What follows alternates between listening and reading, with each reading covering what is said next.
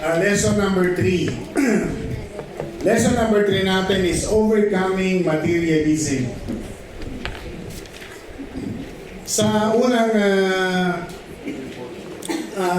thought na title dapat nito, iniisip ko, overcoming greed and covetousness. Pero nung pinag-aaralan ko na siya, ang root pala ng greed and covetousness with regards to material and physical forms ay materialism. Kasi bago ka magkaroon ng greed sa mga bagay na nakikita mo, meron kang espiritu ng materialism. Kaya ang mas magandang talakayin natin ay how to overcome materialism. Kasi papunta ka sa greed eh. Magsisimula ka sa materialism. No? So yan po ang dahilan. Bakit ito yung title natin? Overcoming materialism. Sabay-sabay natin basahin. Do not store up riches for yourself in on earth, where moths and rust destroy, and robbers break in and steal. Instead, store riches for yourselves in heaven, where moths and rust cannot destroy, and robbers cannot break in and steal. For your heart will always be where your riches are. So sa sermon ni Jesus Christ, pag tinignan mo yung chapter 6 na to, 19 to 21, He's not talking about greed and covetousness. He's talking about materialism. Do not store up riches for yourself here on earth. So, ibig sabihin, lahat ng mga bagay na ina-accumulate mo, pwede maging possession mo dito sa earth o sa mundo is about material things. Diba? Kaya, sa topic na to, makikita natin yung simula na how can we or even other people have that spirit na highly giving us more value on the material things around us more than spiritual things. No? Sabay-sabay uli natin basahin. A Christian view of materialism teaches that while possessions are not inherently wrong, We must never place above our love or devotion to God. The Bible consistently warns the wealth is temporary and cannot provide lasting fulfillment or meaning.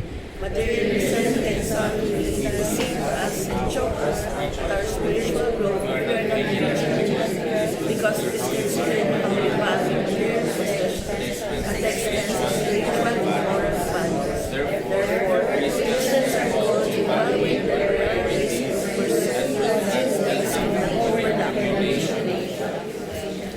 yan, praise the Lord. Unang-una kung kayo magtuturo nito, maaaring may magtanong kagad sa inyo, masama bang magkaroon ng mga possession, masama bang yumaman, at hindi ba ito binibigay talaga ng Panginoon? The answer is no. Kasi sabi nga dyan, Christian view of material teaches that one possession are not inherently wrong. Ibig sabihin, Panginoon mismo, kahit mula kay Abraham, pinagpala sila ng lahat ng kanilang kailangan. So, kalooban ng Diyos na lahat ng needs natin, kaya nga siya great provider eh. Diba? At kaya nga siya El Shaddai. God gave more than enough. Pero ang masakit, you value things physically, materially, more than spiritual. More than God. Diba? Yun yung materialism na hindi tama. Kaya sabi dito, materialism can subtly deceive us and choke out our spiritual growth if we are not vigilant, no?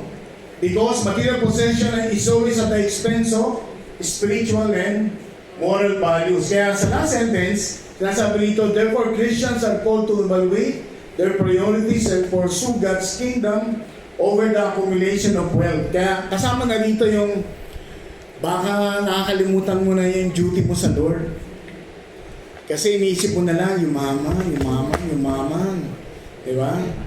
Iniisip mo na lang na mag-increase. Diba? So, ito po yung pinag-aaralan natin. Give your opinion on why is materialism such a subtle and common temptation even among believers. Ano ang ating opinion? Bakit yung materialism, meaning to say, how we value physical and material things above others, no? Even above God. Malaking temptation siya o malaking trap kahit sa mga believers. Bakit kaya? Sister Ivy.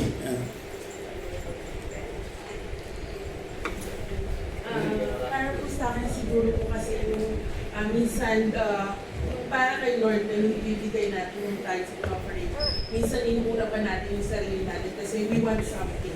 For example, may gusto tayong bilhin like bags, mga cellphone, lalo na kung ano natin may mga new iPhones na lumalabas. So parang instead of giving it to the Lord, kasi alam mo naman na hindi sa iyo yung pera, pero you want something dun sa material na yun, inuuna mo siya. So nagkakaroon. So, yung example natin kapatid, yung parang mas mahalaga yung value nung gusto natin na nasa mundo kaysa sa nakikita nating value that you want to give it to God. No? Sino pa? May tumaas pa kanina, Sister Jen. Ayan, siguro po, my personal opinion, kapag po marami kang pera, mas naiisip ko that you are in control. Kumbaga kasi, financially, you are able. So, malaki po yung temptation that you're not consulting the Lord regarding sa iyong mga bibilhin. Kasi, you have ample of it. Kumbaga, kaya nga po siya sinasabi na yun yung common temptation. Kasi, yung tao is naglilin siya towards doon sa financial capability niya, hindi doon sa capability na meron yung Panginoon. Yan, praise the Lord. So, maganda yung sinabi ni Sister Jen din kasi actually yan din yung ginamit ni Satan kay Jesus Christ. Bago mag-ministry si Jesus, naalala nyo, sinubok siya ni Satan. Dinala siya sa mataas na bundok at pinakita sa kanya na I will give you everything you can see in this world, the riches and wealth. Pero may kapalit, di ba? Sabi nga nun, but you have to bow down to me and serve me. Di ba? So, makikita natin yung temptation, pag pinakita sa iyo yung mundo, yung kayamanan at kapangyarihan, katulad sinasabi ni Sister Jen, parang may control ka. You can do what you want, you can buy what you want. Marami kang, sabi nga sa Bible, di ba? Pag mayaman ka, marami kang kaibigan. Di ba? Marami kang bibigyan ng mga... marami kang kamag-anak, may control ka kasi sa kanila. Parang gano'n. Which is malaking temptation siya. Di ba? Na kahit na believers na masasabi natin ay nadadala sa ganito pagsubok, no? So point number 1 natin, paano natin siya ma-overcome? No? Only God can give true fulfillment in life. Sabi po ng Matthew 6:19, yung binasa natin, do not store up riches for yourself here on earth, where moths and rust destroy and robbers break in and steal. Kasi pag yung tao hindi niya inisip about God, ang inisip niya lang material world at ang kanyang mga possession, nadadala siya sa isang kapangyarihan na iniisip niya yung buhay niya ay sapat na. Kaya sapat na. At nasa kanya ang lahat dahil napakayaman niya. Pero ang totoo, fulfillment can never be about the material possession. Kasi ang totoong fulfillment ay galing sa Diyos. Materialism is focused on worldly desire. Pero sinabi ni Jesus Christ, pag nag-store ka ng riches dito sa mundo, merong mga sagabal, may moth, may rust, may corruption, di ba? Pwedeng ma-destroy, may robbers, pwede kang nakawan, hold upin, pwedeng masunog, di ba? Pwede kang patayin, di ba? So, hindi ka pwedeng ingatan. Sabi nga, the Bible states that our fulfillment is in God and we cannot be satisfied by wealth or possession.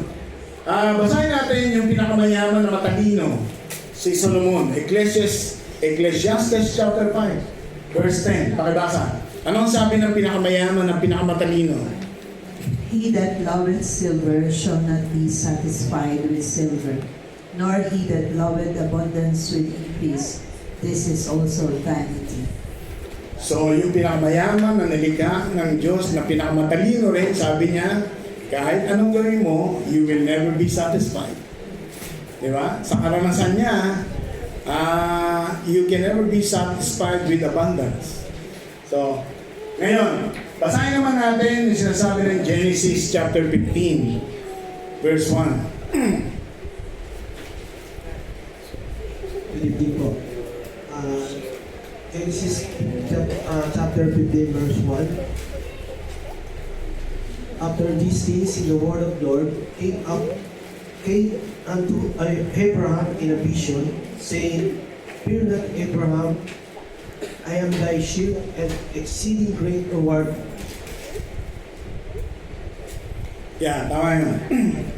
Si Abraham yan, di ba yung pinangakuha sa Abraham na siya ay ipibless ng Lord at nagpakilala ang Panginoon sa kanya. Sabi niya, Fear not, Abraham, I am thy shield, ibig sabihin protector, and I am thy exceeding reward.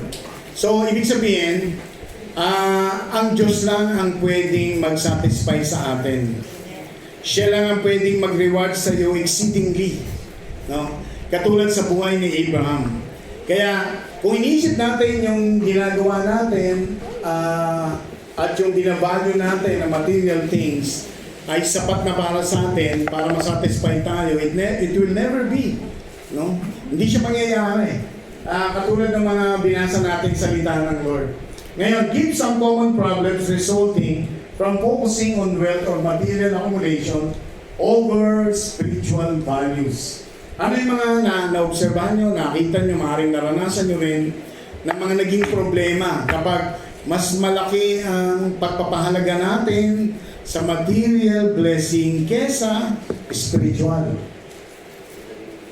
or material accumulation kesa spiritual. Ano yung mga nagiging problems? Sinong gustong bigyan ng example? Sister Kate. Yan.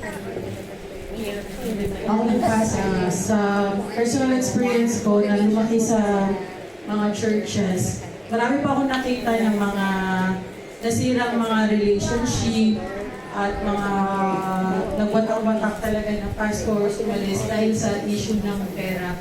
Kasi dumating yung mga point na nakakalimutan na nila yung genuineness ng paglilingkod sa Lord, pero mas nakikita na nila kung paano sila yumaman sa mga ministries. At sa church pa namin sa Philippines, dahil may mga support yung US, ganyan. So naging cause yon na naghiwa-hiwalay po yung mga maraming pastors dahil tinignan po nila, nasilaw po sila sa pera. Ayun po. Yan, totoo yan. Kahit sa loob ng church, nagkakaroon ng mga division, di ba? Dahil lang sa mga money matters na involved mga leaders na iniisip nila may mga panic sa ganito, may mga panic sa ganito, so they will start to divide, di ba? So, hindi siya maganda. Kapag iba't iba yung pananaw natin sa material, magkakaiba't iba rin tayo ng desisyon. Parang gano'n. So, sino pa? Sino pa ang magandang example, Brother Dinan? Sa isang point of view ng accountant, ano kaya ang sagot? Hello po, Pas. Yung tanong ko na ito, ang magiging outcome po nito ay hindi po talaga siya maganda.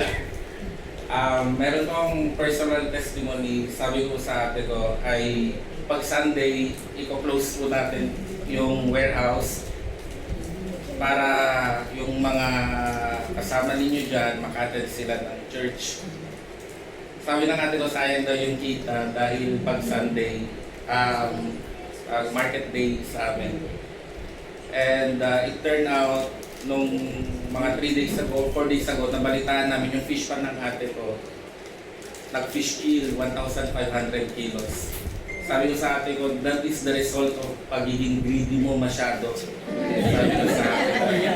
Oh, and at the same time, rebuke yun sa kanya, and it is a reminder na wag mong i-set aside or wag mong i-list sa priority mo ang ating Panginoon. Kasi kung hindi mo ipa-priority ang Panginoon, it will never end up good. Sabi ko po sa kanya.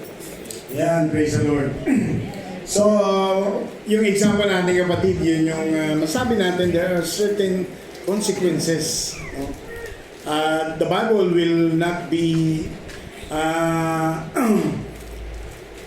on the other side of the coin that it will allow the love of material things rather than the love of God without the judgment of God. It will never be. Laging may tinatawag na consequences. Kasi bottom line, what you sow, you will reap. Diba? Kung ano yung tinatanim mo, aanihin mo. Basic rule kasi siya eh. No?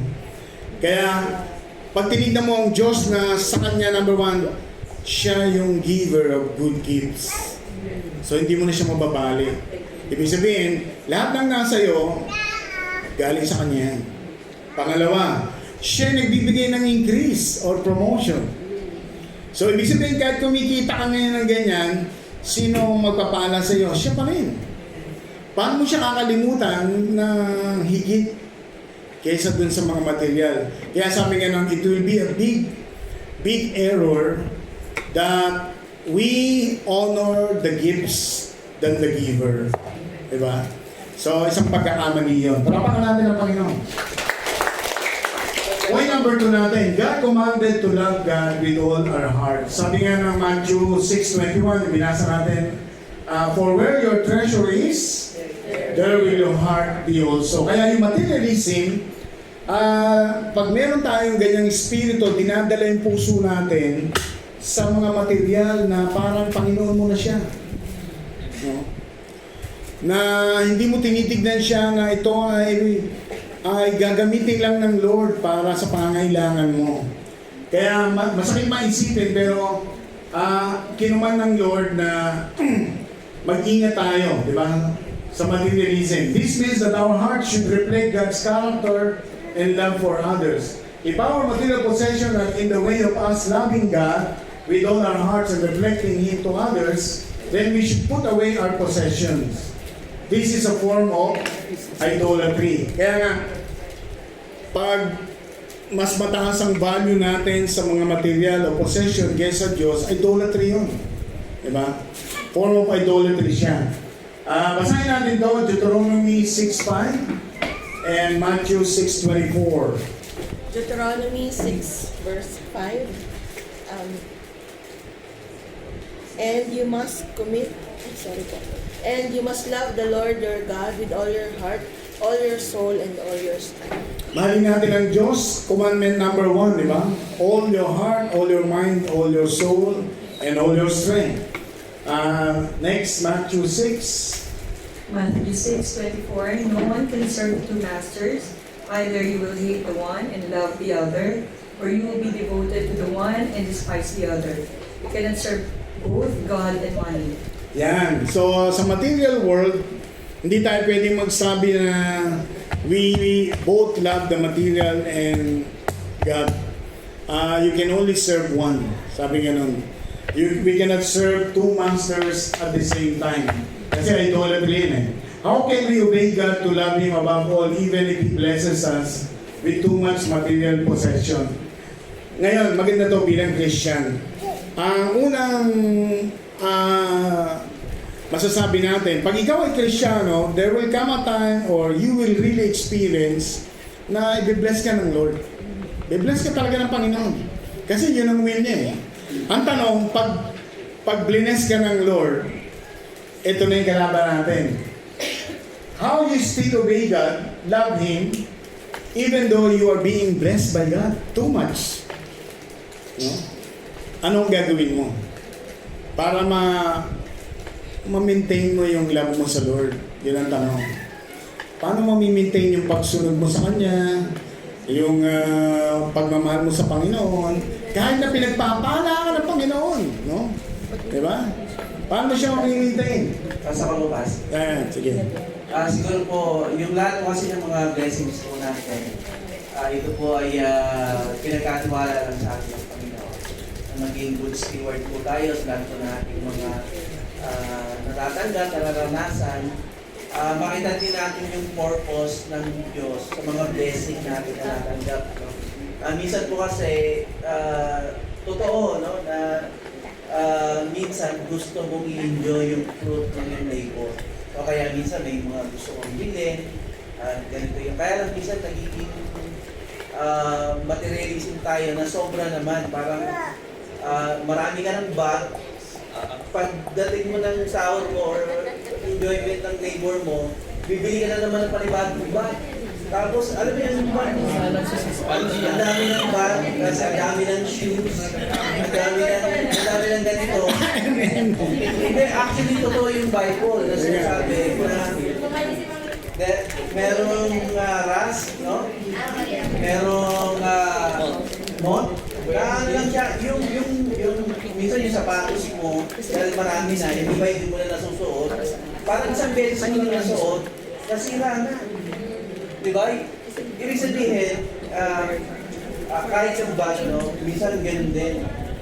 Isang beses mo lang nasuot, tapos dahil pag marami na, nakukonsume ka na, kasi mo na ilalagay. Tapos, parang gusto mo na ibenta lahat, parang gano'n. Kasi nga, which is mali, parang ang dapat po, katulad po yung kahit yung question kanina, na kapag po tayo i-bless, instead na ilagay po natin siya sa materialism, gamitin po natin siya in spiritual, na why not yung blessing na natatanggap mo, gamitin mo siyang blessing sa iba, no? Kahit i-treat mo sila sa labas, magkaroon kayo ng konting fellowship. So yung bang small amount na imbis na ibibili mo ng another bag, meron ka naman na i-spend mo sa tao na maaaring maabot mo siya o matulungan mo siya. Spiritual purposes, parang gano'n. So doon po mas nakikita na dapat yung mga blessing na natatanggap natin. Yes, we enjoy yung labor yung fruit ng ating labor, pero more on spiritual din dapat. Amen. Yan. Palakpakan natin ang Panginoon. So, magandang example ni Deacon Alvin. Totoo yan kasi minsan, very simple to sa ating Christian. Halimbawa, 5,000 ang sahod mo. Very faithful ka. 500 every month. Ginawa kang 8,000. Yung iba nandadaya. In-increase na sila ng Lord. 500 pa rin sila. I'm not joking. Totoo yan. Ginawa silang 10,000. Dinoble ng Panginoon. Yung tithes nila, halimbawa, 500 pa din. Pero 10,000 na sila. Dapat 1,000 na yung tithes na, di ba? Pero pag tinignan mo 5,000 to 10,000. Magkano dinagdag sa'yo ng Panginoon? 5,000. Bakit ayaw mo ibigay yung 1,000? Samantalang, 5,000 ang binigay sa'yo ng Lord. Di ba?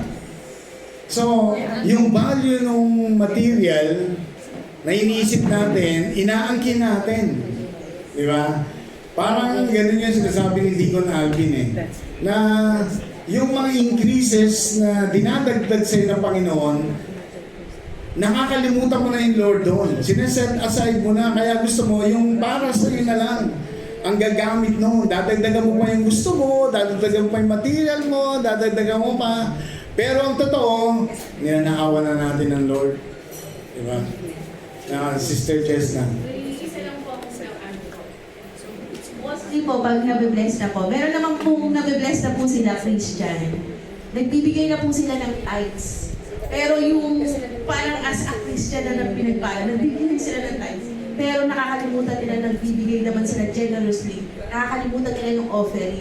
Parang sometimes, mostly, kapag naibigay mo na yung tithes mo sa church, parang sabi mo enough na. Pero alam mo po, parang nahihiya ako pala kapag magsisimba ako na nagbigay ako ng tithes. Pero pag every Friday, Hindi ko man lang mabuksan yung kamay ko para mag-offer.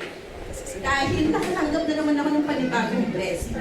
So, yun minsan din ko na hindi lang tayo mag-arsan ng Panginoon to give our tithes.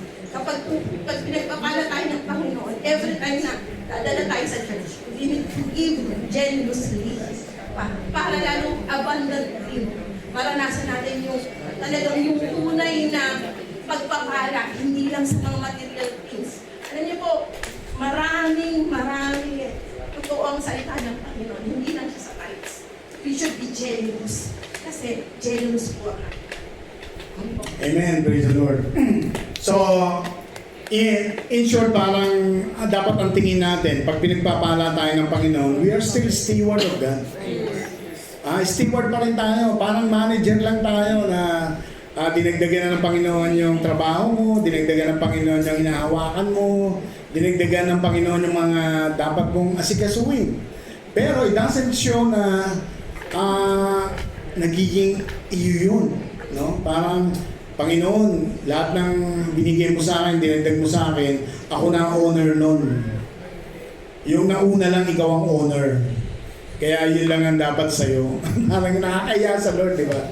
Kaya dapat, how can we demonstrate our obedience in spite of the blessing from the Lord? Dapat, patuloy natin gawing partner ang God.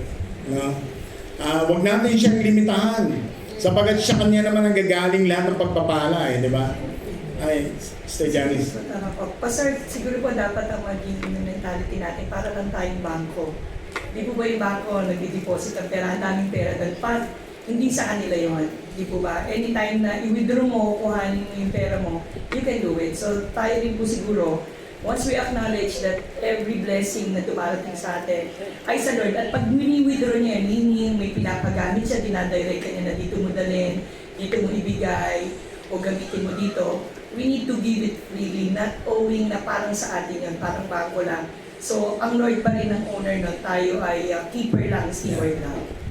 Amen. Yan. Parapangan natin ang Panginoon. And point number 3 natin, sabi nga ito, avoid the deceitfulness of wealth by seeking God. Kung naalala nyo, ito yung Mark chapter 4 verse 19. Ito po yung parable of the sower. Diba? At sinabi doon ni Jesus Christ, verse 19, but the worries of this life, the deceitfulness of wealth, and the desires for other things come in and choke the word, making it unfruitful. So, materialism can subtly deceive us and choke out spiritual growth if we are not vigilant. Therefore, Christians are called to evaluate their priorities and pursue God's kingdom over the accumulation of wealth. Sabi kasi dito sa parable of the sower, 4 yan, di ba? Yung unang seed tinapon sa wayside, tinuka ng mga ibon. Pangalawa, yung pangalawang seed tinapon doon sa stony na bato. At hindi siya nagkaroon ng root. Yung pangatlo ito, yung seed tinapon sa mga may mga tinik. O sabihin natin mga damo na nakakasira sa kanya. At sabi nga noon, chinok niya yung mga seed na yon at hindi siya naging fruitful. Hindi siya nagbunga. Ganon yung wealth and riches na sinasabi. Yung worries natin na pag yumayaman ka at kailangan kang yumaman ng yumaman, yun yung worries mo. Pero hindi mo alam, tinik yun. Tinik sa'yo yun. No? Tinik siya na in the end, hindi ka magiging fruitful. Totoo yan. Walang totoong naglilingkod sa Lord na nagiging fruitful siya pag ang isip niya ay laging pera at yumaman siya. Wala. Hindi siya magiging fruitful. Kasi ichuchok lang siya. Yung deception ng wealth and riches nando sa kanya. Kaya, therefore, Christians are called to evaluate their priorities. Kaya dito, di ba, lagi niyan, 6:33, seek ye first the kingdom of God and His righteousness, and all the things that you need shall be added unto you. Pag ikaw ay Kristiyano, siguradong lahat ng needs mo, ibibigay ng Panginoon yan. Sigurado yan. Unahin mo siya, pagkakaroon niya lahat ng needs mo. Hindi siya pwedeng magkamali sa kanyang salita.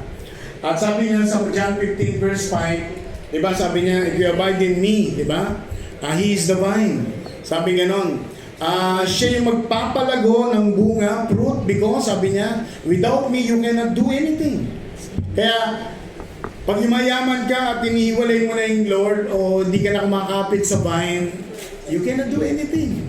Sabi ng salita ng Lord. Diba? So, yan ang deceitfulness ng riches na dapat ingatan natin. Question: what practices or habits can we as believers adopt to keep our focus on eternal values, especially in keeping God first?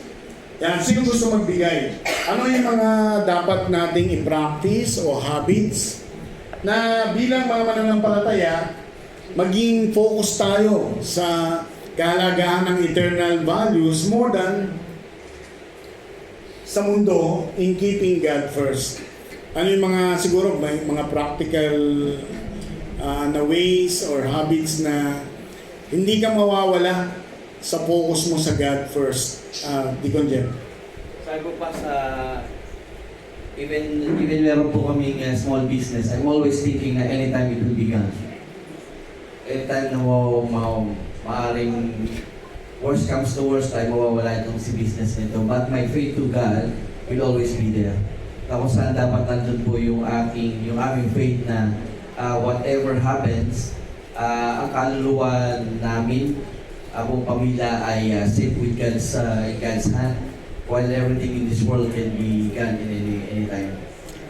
Yan, praise the Lord. Alam niyo ba nung COVID, maraming nag-suicide. Maraming nag-suicide ng COVID. Bakit? Maraming businesses na bankrupt.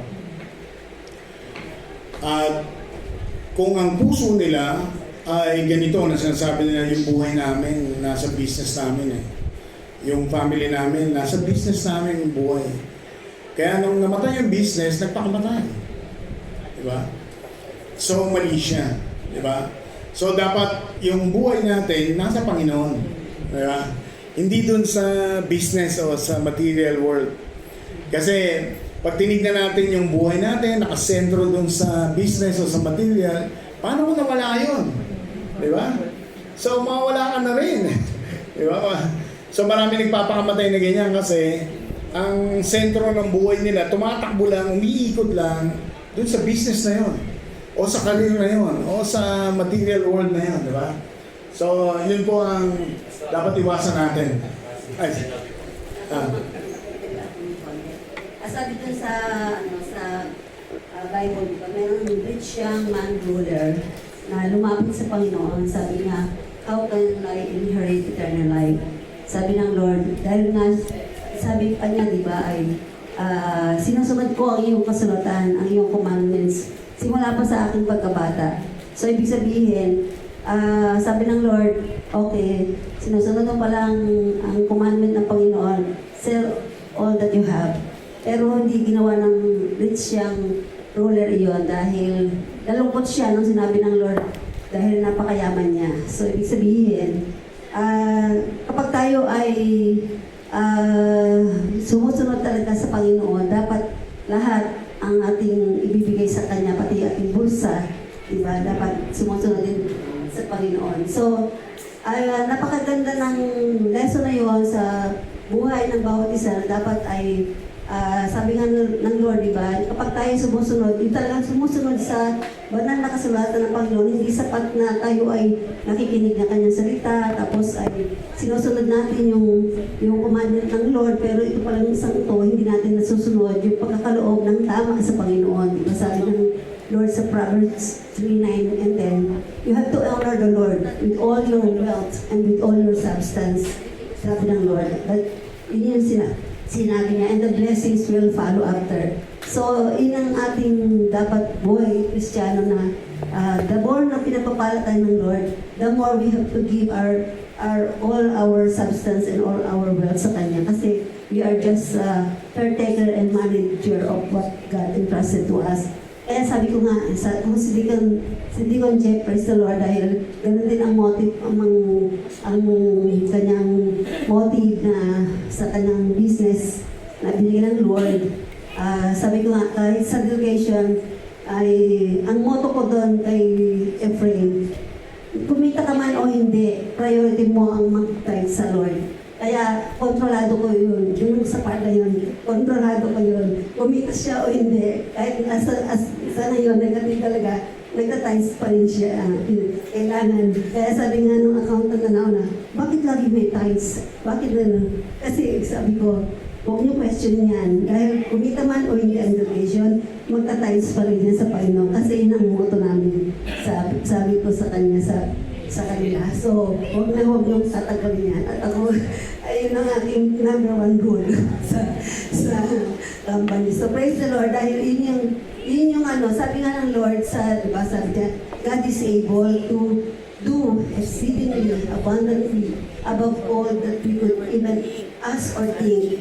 Pero may kasunod, minsan pinuputol natin yun. Sabi ng Lord, according to the power that works within you. Dahil dapat sabi ng Panginoon, di ba? Nais kang i-bless ng Lord. Nais kang pagpalain niya. Pero hindi pala natin kayang i-manage yung blessing ng Lord. It is according to the power. Kailangan marunong tayong, yung ating power na maging good manager tayo. Kung ano yung pinagkatiwala ng Lord sa atin. Hindi tayo dapat na-contento na, ay, the Lord bless me. Bless me. Pero dapat unahin natin ang Panginoon. Laging gano'n. Yun ang ating motto. At kaya sabi ko nga, Papa, huwag kang itigas sa pagtrabaho. Kasi gusto ko, lagi kang may tight sa Panginoon. Hindi ko pinagkatrabaho siya. Hindi ko pinakahinto siya. Gusto ko maging gano'n. Kasi kailangan natin nagtatight tayo sa Panginoon. Extra pa, ha? Point number 4. God's gift must be used for His purpose and glory. So, to overcome materialism, sabi nga ni James 1:17, every good gift and every perfect gift is from above and cometh down from the Father. So, Christians should see the material goods they have as a gift from God, an opportunity for serving God and others, not as a source of identity or security. Ito po yung mga maling pananaw, di ba? Pag halimbawa, pinopromote ka na ng Lord, pinibless ka ng Lord, parang nangyayari, identity mo siya. Yung parang out of your ability, out of your work, out of your labor, iniisip mo na kundi dahil sa akin, dito magiging ganito. Di ba? So nakalimutan mo, ito ay regalo lang ng Diyos. Kasi sabi ng God, every good gift and every perfect gift is from above. Di ba? So huwag natin siyang kalimutan na regalo lang siya ng Diyos. Di ba? When we prioritize generosity over accumulation, we reflect God's character and invest in eternal things rather than temporary comforts. So sa materialism, ano ang paraan na hindi tayo masisilaw sa kasalanan na to? Na ina-identify natin yung kayamanan na nasa atin, na ito'y gawa natin. Kesa ina-identify natin na yung material blessing na ito ay regalo lang ng Diyos. Ano yung warning ng Panginoon? Basahin natin ito 1 Timothy 6:9-10 at 2 Corinthians 9:10-11. 1 Timothy 6:9-10, verse 9, to those who want to be rich are falling into temptation and into a trap and into many foolish and harmful desires, which plunge them into ruin and destruction. Verse 10, for the love of money is the root of all evils, and some people in their desire for it have strayed from the faith and have pierced themselves with many pains.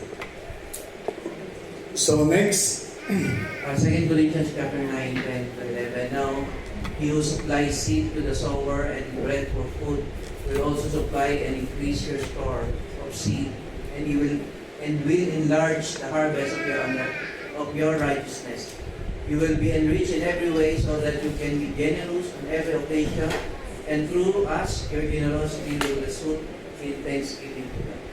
So, praise the Lord. Yung 1 Timothy chapter 6, ito ay warning sa atin. Maganda yung sinabi ni Paul kay Timothy at sinulat na maraming mayayaman at yumayaman, sabi ganon, na minamahal na nila yung pera.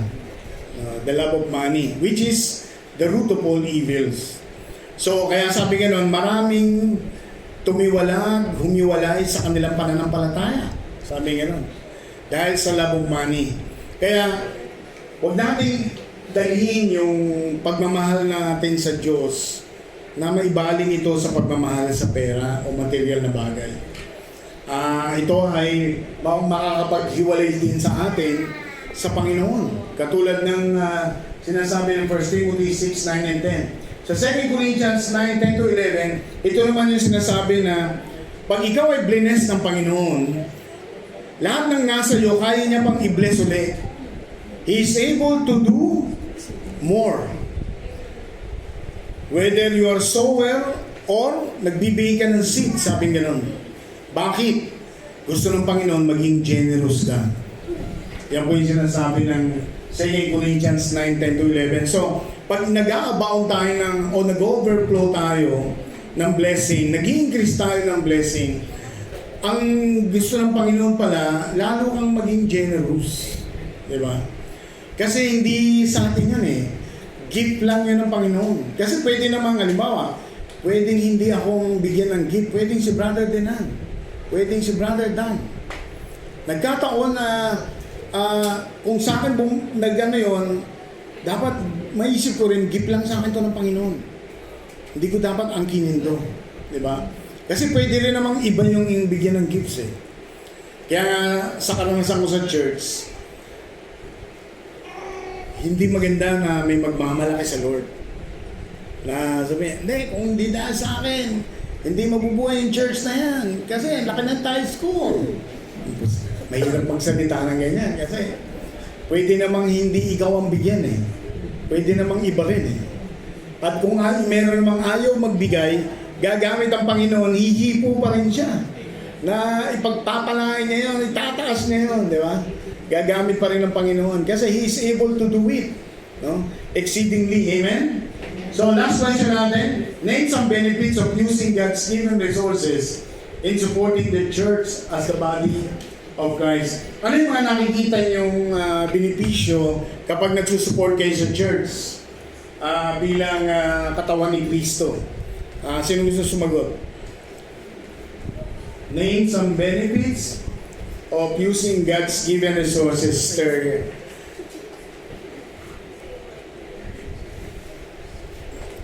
Name some benefits of using God's given resources to support the church as a body of Christ. Para po sa akin, yung pong pagtatize ay napakalaking epekto po sa akin na buhay. Kasi po, unang-una, God is so faithful po sa akin. Napaka-faithful po na sa akin kasi po, even though po na may mga problema po ako, pinasal or inherit, nandiyan po lagi si Lord sa akin. Then, katulad po ngayon, na wala pa akong work, but I know God, at alam ko na one day, bigyan po ni Lord ng trabaho na talagang makakapag-test pa rin po ako.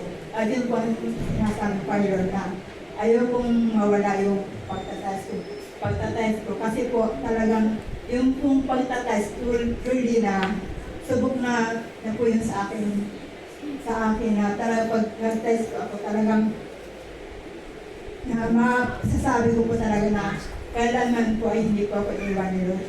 Ano man pong pagsubok or ano man pong pagsubok na nararamdaman ko kahit po sa amin sa Pilipinas ay truly God is so faithful and true. Praise the Lord, palapakan natin ang Panginoon. Naalala ko si Sister Christy nung COVID. Isa yan sa mga faithful tithers. Naalala ko yan. Na kasi maraming nawala ng work nun eh. Tsaka maraming nabawasan ng sahod. Maraming, sabihin na natin, kukunti na lang ang nagtatides. Pero isa siya ron. Sa mga kukunti na yon na nagtatides, continuously yon.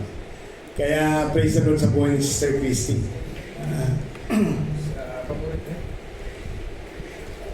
Hello. Yun, papuri pa salamat sa Panginoon. Kumbaga, yung ang benefits na nai-share natin sa church ay nagagamit yan sa ating mga kapatiran. Tulad na lang sa music ministry kung gaano kamahal yung mga equipment. So ako yung nagpupuri, nagpapasalamat dahil din sa Pilipinas din, sa amin sa Church of Pilipinas.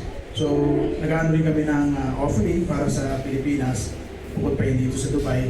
But makikita mo yung pagkilos ng Panginoon. Hindi lang ikaw kumbaga yung mga kapatiran din na nandun sa Pilipinas na nagtatides and offering sila, nakikita nila bago na yung drum set, tapos bago na yung speaker, tapos andun pa yung in-encourage ng aming pastor sa Pinas na mapa-airconan yung church dahil sobrang init talaga pagka yung nag-person worship ka. Pero andun pa rin yung kumikilos na ginagamit niya yung mga kapatiran na maging faithful giver. So doon pa lang, kaya dito rin sa Dubai, alam naman natin ang sitwasyon dito, hindi ganun kamura yung mga yung ating pinagpahay, hindi yung ating bahay sa bahan na ginagamit, yung upa daw, kumbaga dapat i-consider din natin. Kaya kung magbibigay tayo ng tithes, iba pa yung offering. Kumbaga, andito yun ikaw ginagamit ka ng Panginoon, if you follow God, andun yung blessing sumusunod sa iyo. Huwag kang tatalikod na pupunta mo yung blessing. Hayaan mo yung blessing ang sumunod sa iyo. Tapos yung blessing na yon may ibibigay din sa mga kapatiran natin. Yun lang po. Praise the Lord, palapakan natin ang Panginoon. So, conclusion natin, sabi dito, always remember Jesus' warning against greed. Ito yung sinasabi ko, bakit hindi ang topic natin ay overcoming greed and covetousness? Bakit overcoming materialism? Kasi si Jesus na nag-warning. Basahin natin ang sabay-sabay. Jesus said to them, "Watch out."